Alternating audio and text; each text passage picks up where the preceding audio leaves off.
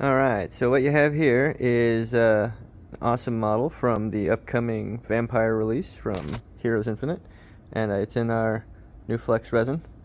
This is just the first test print.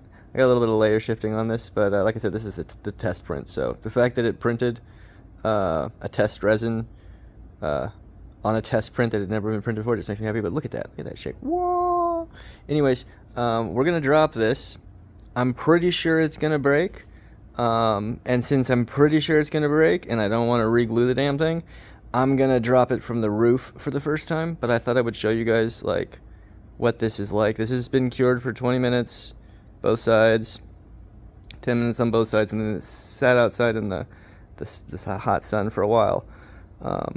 This is it's a softer resin. Like I said before, it will tear, because what we were looking for is just, you know, basically the ability to do that. Wiggle, wiggle, wiggle, wiggle, wiggle, wiggle. All right, we're gonna go drop this from the roof and see what happens.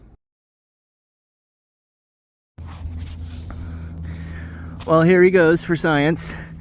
Hopefully we'll get it on camera this time. I am almost certain this is not gonna survive. It's multi-part. I don't know how it would survive, but maybe we'll get lucky. Here we go. All right, let's go down and see what happened. Here. Well, this isn't surprising. It came apart, but this is actually pretty freaking amazing when you look at this, how it came apart. It did break at the key. It came clean off the base.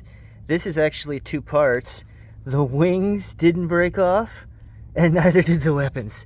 That's pretty freaking amazing.